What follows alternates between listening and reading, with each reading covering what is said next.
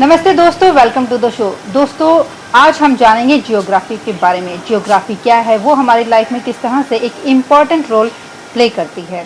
इसी विषय पर डिस्कस करने के लिए आज हमारे साथ मौजूद हैं पीजीटी जियोग्राफी लविश अरोड़ा, जो हमें बताएंगे जियोग्राफी के बारे में। सर, सबसे पहले आपका बहुत बहुत स्वागत है हमारे प्रोग्राम में। सर, आप जियोग्राफी पढ़ाते हैं नोज़गे में। मैं ये जानना चाहती हूँ कि जियोग्राफी इंटरेस्टिंग क्यों है? मैम, ज्योग्राफी एक्चुअली हमारी लाइफ का एक पार्ट है, इसलिए वो इंटरेस्टिंग है। जैसे कि ह्यूमन इन्वायरमेंट के साथ कैसे इंटरेक्शन करता है, वो इन्वायरमेंट ह्यूमन के ऊपर क्या इफेक्ट डालता है, तो ये सब हमें ज्योग्राफी ही बताती है। अच्छा, इसकी इम्पोर्टेंस क्या है हमारी लाइफ में? इम्पोर्टेंस यही है कि डेली टू डेली अगर डेली लाइफ के जो टास्क होते हैं, तो उन सबको करने में अगर बात करूं मैं ज्योग्राफी की, तो ज्योग्राफी की बहुत ज़्यादा हेल्प हो जाती है। जैसे कि अगर मैं बात करूं, हम ट्रिप पे जा रहे हैं, अगर हमें पता है कि जैसे हम माउंटेन्स वाले एरिया में अगर ट्रिप पे जा रहे हैं, हाँ। तो माउंटेन में जैसे ही ऊपर जाएंगे तो वहाँ पे क्या हो जाएगी, हमें विंटर्स एक्सपीरियंस करने को मिलेगी या हमें कोल्ड एक्सपीरियंस करने को मिलेगा। वो और क्यों ऐसे भी होता है? तो ऑक्सीजन लेवल भी कम हो जाता है, ऑक्सीजन लेवल भी कम हो जाता है। तो। बिल्कुल मैम, है ना? एक्चुअली बात ये है क्योंकि जैसे जैसे हम हाइट पे जाते हैं, जैसे जैसे ऑल्टीट्यूड पे जाएंगे, तो 1 किलोमीटर पे 6.5 डिग्री टेम्परेचर डिक्रीज हो जाता है। अच्छा। जिसकी वजह से जैसे ही हम किसी, मान लो मनाली पे गए, ठीक है, तो वो ओवर 2000 है या 2000 के ऊपर है, 2000 मीटर्स के ऊपर। तो जैसे 2000 मीटर्स के ऊपर जाएंगे तो ऑब्वियस है कि हमें देखने को मिलेगा कि जो नॉर्मल सरफेस का जो नॉर्मल टेम्परेचर है वैली वाले एरियाज में, तो वहां से जो टेम्परेचर है वो ऊपर की तरफ जाने के पे क्या हो जाएगा, कम हो जाएगा। तो हमें पता है कि हमें अब मनाली जाना है, तो हमें विंटर्स के क्लॉथ भी हमें साथ में रखने पड़ेंगे। ये बहुत जरूरी है। अभी गर्मी में बहुत सारे लोग गए भी होंगे, तो जियोग्राफी की नॉलेज होना बहुत ज़रूरी है। तो ये जियोग्राफी वाले स्टूडेंट के लिए एडवाइस है कि एक दिन भी गैप ना करें, डेली क्लासेस अटेंड करें। बिल्कुल मैम, बिल्कुल। है ना सर? आपकी जैसे नोज़गे में ना डिजिटल क्लासरूम है, तो आप जियोग्राफी पढ़ाते हैं, तो वो किस तरह से बेनिफिशियल है? मैम, जैसे कि अगर मैं बात करूं, ज्योग्राफी डिजिटल क्लासरूम तो बहुत ज़्यादा हेल्पफुल है। जैसे कि अगर हम मून के, जैसे मून है, हाँ। वो अर्थ के चारों तरफ कैसे रिवॉल्व करता है ना?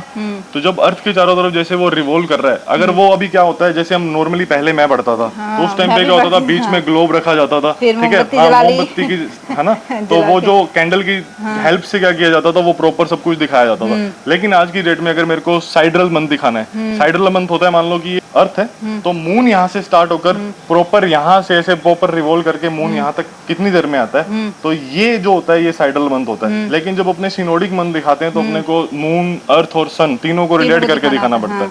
तो वो एक बहुत ज्यादा कंफ्यूजिंग पार्ट होता है। तो अगर मैं नॉर्मली बच्चों को नॉर्मली क्लास में ऐसी हेल्प से दिखाता हूँ या ग्लोब की हेल्प से दिखाता हूँ, तो वो समझ में आना थोड़ा सा हार्ड हो जाता है। लेकिन अगर मैं बात करूं डिजिटल बोर्ड की, तो डिजिटल बोर्ड पे मैम काफी सारी वीडियोस अवेलेबल हैं, 1 क्लिक और वो सारा का सारा कांसेप्ट क्लियर, पहले से ही सारा कुछ बना हुआ है और आप देखो और समझो। बिल्कुल मैम, मतलब उनके लिए समझना बहुत इजी हो गया है, बहुत ज्यादा इजी हो गया मैम। तो इस तरह से बच्चों का रिजल्ट कैसा रहता है आपकी क्लास के बच्चों का? मैम, अगर मैं बात करूं, अगर मैं करंट ईयर की बात करूं, है ना, मैं लास्ट ईयर से यहाँ पे पढ़ा रहा हूँ, अब मैं करंट ईयर की बात करूं, तो भी जो ऑन एवरेज आया है ज्योग्राफी के बच्चों का, वो 87 है, जो कि बहुत ही अच्छा है। अगर मैं बात करूं अपने रीजन में, तो वो रीजन में सबसे ज्यादा हाई होगा। ओके, यस मैम, तो बहुत बढ़िया रहा है, बहुत ही बढ़िया रिजल्ट रहा है। इनफैक्ट ह्यूमैनिटीज का रिजल्ट हमारे पूरे गंगानगर में ही अगर मैं बात करूं, तो सबसे बेटर जो रिजल्ट रहा है वो नोज़गे का रहा है। एक्चुअली अगर मैं बात करूं सिर्फ ह्यूमैनिटीज में, अगर मैं बात करूं ज्योग्राफी का ही नहीं, पोल साइंस का, हिस्ट्री का, सभी का रिजल्ट बहुत ज्यादा बेटर रहा है। एग्जैक्टली अगर मैं बात करूं कि ग्लोबल वार्मिंग अभी इतनी ज्यादा हो रही है, पहले क्या होता था, एक घर में एक एसी होता था, आजकल एक नॉर्मल घरों में भी बात करूं तो एक के बजाय 3-3 एसी हो गए, जिसकी वजह से हम उतनी ही कार्बन मोनोऑक्साइड वगैरह या जो अगर बात करूं मैं ग्लोबल वार्मिंग जो गैसेस होती हैं, ठीक है, तो वो सारी की सारी क्या हो रही हैं, प्रॉपर इफेक्ट कर रही हैं, जो ग्रीन हाउस गैसेस होती है बेसिकली। तो ग्रीन हाउस गैसेस क्या कर रही हैं, वो जितनी ज़्यादा रिलीज होंगी उतना ही ज़्यादा क्या होगा, जैसे इन्वायरमेंट में टेम्परेचर देखने को मिलेगा। और अगर मैं बात करूँ नॉर्मली, तो सबसे ज़्यादा जो हमारे पूरे वर्ल्ड की पॉपुलेशन रहती है, वो सारी ज़्यादातर जो पॉपुलेशन वो कोस्टल एरियाज में ही रहती है। और अगर कोस्टल एरियाज ही डूब गए, तो ऑब्वियस है अभी की तरफ देखो कि हर तरफ हाउसिंग की प्रॉब्लम अराइज होगी है। और अगर वो कोस्टल एरियाज डूब जाएंगे, तो हाउसिंग की प्रॉब्लम कितनी ज़्यादा राइज होगी, वो हम इमेजिन भी नहीं कर सकते। काफी ज्यादा। ये तो इसका सॉल्यूशन क्या है? मैम, सॉल्यूशन यही है कि अपनी लाइफ में ज्यादा से ज्यादा जितने भी आप ट्री लगा सकते हैं ना, सबसे बड़ा सॉल्यूशन यही है। सबसे बड़ी बात यही है, एक रेजोल्यूशन लो प्रॉपर कि मैं अपने बर्थडे पे कम से कम भी 10 या 20 ट्रीज तो लगाऊंगा ही लगाऊंगा। ऐसे मान लो अगर आपकी फैमिली में 4 मेंबर्स हैं तो अगर मान लो आप एक साल में कम से कम भी 40 to 50 ट्रीज भी अगर आप क्या कर रहे हो, ग्रो कर रहे हो, तो मैम उससे इससे इन्वायरमेंट इतना ज्यादा बेनिफिशियल हो जाएगा। अगर मैं बोलूँ इन्वायरमेंट के लिए वो इतना ज्यादा बेनिफिशियल हो जाएगा कि हम इमेजिन भी नहीं कर सकते।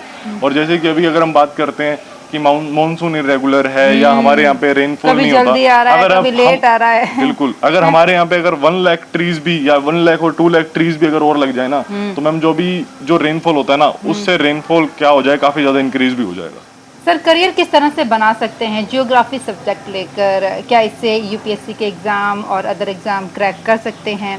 मैम बिल्कुल, अगर मैं बात करूँ ज्योग्राफी की तो ज्योग्राफी एक ऐसा सब्जेक्ट है जो एक इंटीग्रेटेड साइंस है। Okay. जो हर तरह के, अगर मैं बात करूं, हर तरह के सब्जेक्ट से रिलेटेड है ना। और ज्योग्राफी में के करियर की बात करते हैं तो ज्योग्राफी में करियर बहुत सारे हैं। अगर आप बात करो कि अगर आप साइंटिस्ट बनना चाहते हो तो आप ज्योग्राफी लेकर भी साइंटिस्ट बन सकते हो। जैसे कि एक साइंस लेकर बंदा साइंटिस्ट बनता है, लेकिन आप ज्योग्राफी लेते हो तो आप ज्योग्राफी लेकर भी साइंटिस्ट बन सकते हो। इसके अलावा ज्योग्राफिकल इंफॉर्मेशन सिस्टम, जिससे हम पूरी की पूरी अर्थ में कहीं पे कौन सी चीज मिल रही है या क्या मिल रहा है, तो वो सब हम जानते हैं। वो किससे? ज्योग्राफिकल इंफॉर्मेशन सिस्टम से। तो ज्योग्राफिकल इंफॉर्मेशन सिस्टम में अगर किसी ने काम करना है तो उसके लिए भी ज्योग्राफी क्या हो जाती है, बहुत ज्यादा इंपॉर्टेंट हो जाती है। इसके अलावा मैं बात करूं ग्लोबल पोजिशनिंग सिस्टम की, जीपीएस।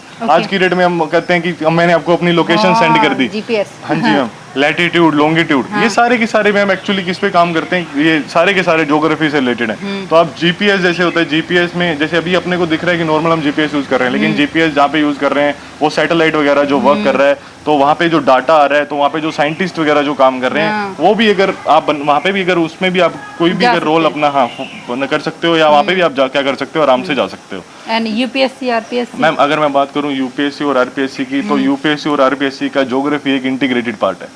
वो तो बिल्कुल ऐसे कह सकते हैं कि सेपरेट हो ही नहीं सकता उससे, है ना। अगर आप ज्योग्राफी, जैसे अब मैं बात करता हूँ 11th में, जैसे हम हमारे स्कूल में भी हम क्या करते हैं, यूपीएससी फाउंडेशन की क्या करवा रहे हैं, प्रिपरेशन करवा रहे हैं कम्पिटिटिव सेल में। तो जो यूपीएससी फाउंडेशन की प्रिपरेशन करवाते हैं वो 11th क्लास से बिल्कुल रिलेट करके बताते हैं। क्योंकि मैम यूपीएससी की अगर मैं ज्योग्राफी के सिलेबस की बात करूं तो जो सबसे मतलब अगर मैं बात करूं 70% से 80% जो सिलेबस होता है वो 11th क्लास से रिलेटेड होता है। इसलिए हम 11th क्लास की जो ज्योग्राफी होती है नॉर्मली, उसको हम बिल्कुल टॉपिक वाइज करके, जैसे कि यूपीएससी वाली कोचिंग्स एंड ऑल में पढ़ाया जाता है, बिल्कुल सेम यूपीएससी कोचिंग्स वाला वो वैसा का वैसा करके हम पढ़ाते हैं, ताकि बच्चों का जो इंटरेस्ट है वो भी बिल्टअप हो सके।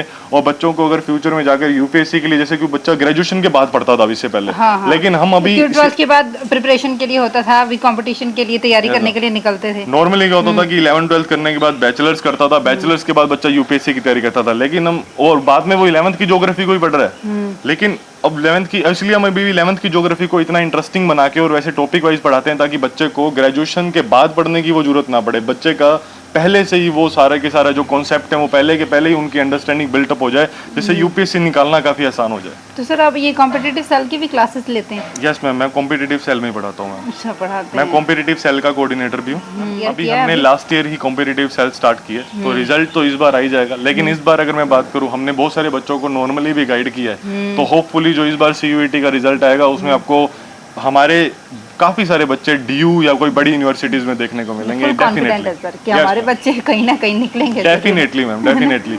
ये मैम कॉम्पिटिटिव सेल एक विजन ही, एमडी सर का ये विजन ही ऐसा है, ये कॉम्पिटिटिव सेल की बच्चा एक अच्छा सिटीजन बने, बच्चा मतलब कहीं पे भी क्या बने, कोई प्रोडक्टिव करे। पहले क्या होता था, बच्चा ग्रेजुएशन के बाद उसको पता लग रहा है, 11th-12th में भी उसको पता ही नहीं लग रहा, बाद में बच्चा सोच रहा है कि मैंने ये सब्जेक्ट क्यों ले लिया। 12th के बाद एक्चुअली 12th के बाद स्कूल से निकल गया, अब कहाँ जाऊंगा। लेकिन अब हम 11th से ही बच्चे को ऐसे गाइड करते हैं ताकि वो, हाँ जी, ताकि अगर उसका कोई भी अगर फील्ड है तो उसको हम 3-4 फील्ड ऑलरेडी बता के चलते हैं। अगर आप ये नहीं कर लेता है कि उसे कहाँ जाना है, किस वे पे जाना है। बिल्कुल, यस मैम, ये तो एक बहुत अच्छी बात है, नो डाउट। क्योंकि आप भी दूसरे स्कूल्स में पढ़े हैं, मैं भी पढ़ी हूँ, लेकिन इस तरह से जो अभी यहाँ का एजुकेशन सिस्टम है, कंपटीशन एग्जाम की जो प्रिपरेशन करवाते हैं, वो मुझे नहीं लगता किसी स्कूल में भी है। मैम किसी स्कूल में भी नहीं करवाते थे। अगर मैं बात करूँ मैम, गाइडेंस ही नहीं मिलती थी। मैम अगर मैंने 11th-12th में कौन सा सब्जेक्ट चूज करना है 11th में, वो सब मैम वो क्या होता था, हम पहले 4 लोगों के पास जाते थे, ठीक है, तो कभी हम किससे पूछ रहे हैं, कभी हम किससे पूछ रहे हैं, और तब जाके भी मतलब बाद में भी क्या होता था, कभी कभी क्या होता है बाद में भी रिग्रेट हो जाता था बच्चों को। फ्रेंड्स ने बोल दिया जहाँ चले गए हम चले गए। उसके साथ ही चले लेकिन यहाँ पे क्या होता है मैम, प्रॉपर गाइडेंस दी जाती है, प्रॉपर मैम जो हमारे साइकोलॉजिस्ट भी हैं हमारे यहाँ पे, वो भी हमारे टेस्ट लेते हैं, वो भी हमें टेस्ट लेने के बाद ये बता देते हैं कि बच्चा किस फील्ड में जा सकता है, उसका इंटरेस्ट किस फील्ड में है, उसका कौन सा फील्ड स्ट्रॉन्ग है। तो मैम ये जो चीजें है ना, जैसे काउंसलिंग, गाइडेंस, मैम सबसे इम्पोर्टेंट अगर रोल प्ले करती है ना कोई भी चीज लाइफ में, तो ये सबसे ज्यादा ये है। सर आपकी ट्रिक क्या रहती है बच्चों को पढ़ाने की, मैम क्योंकि जियोग्राफी थ्योरेटिकल पार्ट ज्यादा हो जाता है। बिल्कुल मैम, एक्चुअली अगर मैं बात करूँ जो ट्रिक रहती है, एक्चुअली ज्योग्राफी क्या है, हमारी डेली टू डेली लाइफ का पार्ट है। एग्जांपल अगर मैं दूं आपको, जैसे कि सेकेंडरी एक्टिविटीज, हमारे सेकेंडरी एक्टिविटीज एक चैप्टर है, उसमें मैम एक क्वेश्चन है factors affecting the location of industries. मतलब आप अपने कौन कौन से फैक्टर्स हैं जो फैक्ट्रीज की लोकेशन को क्या करते हैं, अफेक्ट करते हैं। अब जैसे अब मैंने बच्चे को पूछा, तो अभी हमें नॉर्मली नहीं पता, लेकिन मैं बच्चे को पूछता हूँ कि बेटा अगर आप अपनी फैक्ट्रीज खुद की इस्टेब्लिश करना चाहोगे तो आप उसमें से कौन कौन सी चीजों को क्या करोगे, यूज करोगे। तो बच्चा जैसे फर्स्ट वो बोला कि रॉ मटेरियल, सर मैं रॉ मटेरियल यूज करूंगा, सर पावर सप्लाई भी बहुत ज्यादा नीडेड है, सर लेबर सप्लाई भी बहुत ज्यादा नीडेड है, सर मशीन्स काफी ज्यादा नीडेड है। तो मैम यही तो सारे के सारे फैक्टर्स होते हैं जो क्या करते हैं, इफेक्ट करते हैं। अब ऑब्वियस है, मान लो मेरी कोई फैक्ट्री का रॉ मटेरियल किसी एक पर्टिकुलर जगह पे मिल रहा है, अगर वो हैवी और बल्की है तो फैक्ट्री मैम वहीं इस्टेब्लिश होगी जहाँ पे वो मटेरियल क्या कर रहा है, हमें मिल रहा है ना। तो ऐसे ही बात करें लेबर सप्लाई की, ऑब्वियस फैक्ट्री में काम करने के लिए मैन पावर की जरूरत तो पड़ेगी। तो एक जहाँ पे लेबर वास्टली अवेलेबल होगी तो वहाँ पे क्या होगा, वहाँ पे फैक्ट्रीज हमने को ज्यादा देखने को मिलेंगी, या जहाँ पे ज्यादा फैक्ट्रीज देखने को मिलेंगी वहाँ पे लेबर भी अपने को ज्यादा देखने को मिलेगी। तरह के एग्जाम्पल फिर वो बच्चे भूल नहीं सकते, क्योंकि मैं डेली लाइफ का पार्ट है। हाँ। बिल्कुल। सर आपको नोज़गे से जुड़े हुए कितना टाइम हो गया? मैम नोज़गे से जुड़े हुए मेरे को पूरा 1 साल हो चुका है। 1 साल से फिलहाल अभी नोज़गे का सफर कैसा रहा आपका 1 साल का? मैम मेरा नोज़गे का सफर बहुत ही अच्छा रहा। यहाँ पे जो मैनेजमेंट है वो बहुत ही ज्यादा सपोर्टिंग है। अगर मैं बात करूँ एमडी सर की, तो अगर कोई भी गाइडेंस चाहिए आप उनके पास जाओ, वो आपके सारे के सारे डाउट सोल्व कर देते हैं। अगर आपको कोई भी गाइडेंस चाहिए, नीमफे मैम के पास जाओ, वो भी आपके कोई भी डाउट्स हो अगर होंगे तो वो क्या कर देते हैं, सोल्व कर देते हैं। अगर आपको कोई प्रॉब्लम आ रही है तो आप जाके इनसे बात करो, वो मैम आपको उसके बाद वो प्रॉब्लम कभी आएगी ही नहीं। और इसके अलावा मैं अगर बात करूँ हमारे डायरेक्टर मैम है, हमारे डायरेक्टर अंजलि खुंगर मैम है, तो वो बहुत ही ज्यादा हेल्पफुल है। उन्होंने मैम हमारी इस जर्नी में, अगर मैं बात करूँ मेरी स्पेशली इस जर्नी में, उन्होंने बहुत बड़ा रोल प्ले किया है। उन्होंने जब भी मेरे को गाइडेंस की जरूरत थी, उन्होंने मेरे को टाइम टू टाइम गाइड किया, तो उनका एक बहुत बड़ा रोल है। नोज़गे का एक सॉफ्ट कॉर्नर, एक आपका लगे कि हाँ मैं यहाँ बैठकर बहुत रिलैक्स फील करता हूँ। मैम नोज़गे में ना एक्चुअली बात पता है क्या है, कि आप जैसे काम करना चाहते हो आपको वैसे काम करने दिया जाता है, ठीक है। अब मैं कैसे टीचिंग, मेरे को क्लास में कैसे टीचिंग करवानी है, मेरे को आज तक कभी नहीं बोला गया कि आपको ऐसे करवानी है। मैंने जैसे टीचिंग मेरा जो वे है मैंने वैसे ही बिल्कुल टीच करवाया। मेरे को कभी ऐसे कोई गाइड नहीं किया गया कि आप ऐसे करवाओ वैसे करवाओ, नहीं, कोई इंटरफेरेंस नहीं है। बिल्कुल आप जैसे रिलैक्स होके जैसे भी आप पढ़ाओ, बस बच्चे को समझ में आना चाहिए, दैट्स इट। सर ये बोलते हैं कि बच्चा समझ में आ जाए बस, इसके अलावा आप कोई प्रॉब्लम नहीं है। आपके टीचिंग वे कैसा है कैसा नहीं है हमें कोई मतलब, बस बच्चे को समझना, बच्चे को समझ में आना जरूरी है। तो मेन चीज यही होती है कि ओबे एज ए टीचर में बात करूँ तो सबसे इम्पोर्टेंट होती है उसकी टीचिंग, और जब तक उसकी टीचिंग उसके वे में हो रही है और कोई भी इंटरफेरेंस नहीं हो रही है, तो मैं ऐसे कहता हूँ कि उससे बेटर कोई भी चीज नहीं हो सकती। सर नोज़गे में आपको क्या अच्छा लगता है? अगर मैं बात करूँ मैम नोज़गे सब अच्छा है मैम। अगर मैं बात करूँ नोज़गे में क्या अच्छा नहीं है, बात क्वेश्चन अगर याद करूँ तो क्वेश्चन ये हो सकता है नोज़गे में क्या अच्छा नहीं है। मैम नोज़गे में ऐसी कोई भी चीज ही नहीं है जो अच्छी नहीं है। एक्चुअली मैं बात करूँ यहाँ के टीचर्स, मैम टीचर्स अगर मैं बात करूँ एज अ फैकल्टी मेंबर्स की बात ही नहीं कर रहा, टीचर्स मैम सारे के सारे बहुत ज्यादा हेल्पिंग है स्टूडेंट्स के लिए। अगर मान लो किसी को कोई भी डाउट आ रहा है तो टीचर मैम कभी भी वो डाउट सोल्व करने के लिए मैम हमेशा क्या रहते हैं, बिल्कुल उसके लिए रेडी रहते हैं। अगर मैं बात करूँ बच्चा कभी कभी क्या होता है, मेरे को रात को 8 बजे भी टेक्स्ट कर रहा होता है, तो रात को 8 बजे भी टेक्स्ट कर रहा होता हूँ, उस टाइम पे भी उसके डाउट सोल्व कर रहा होता हूँ, है ना। और अगर ये सिर्फ मेरा ही नहीं है कि सभी टीचर्स मैम इतने ज्यादा हेल्पिंग है कि मैम बच्चों को कोई प्रॉब्लम नहीं होती। Thank you sir, thank you so much. आप हमारे प्रोग्राम में आए, अपने एक्सपीरियंस शेयर किए और इतनी अच्छी अच्छी बातें बताई जियोग्राफी के बारे में। इससे पहले मुझे ऐसा लगता था जियोग्राफी थोड़ी सी बोरिंग है, बट आपसे बात करके यूँ लगा कि नहीं, वो तो डेली लाइफ वाली चीज़ है, क्योंकि हमने ध्यान ही नहीं दिया कि जियोग्राफी हमारी डेली लाइफ का पार्ट है। Yes ma'am. ठीक है, thank you sir, thank you so much.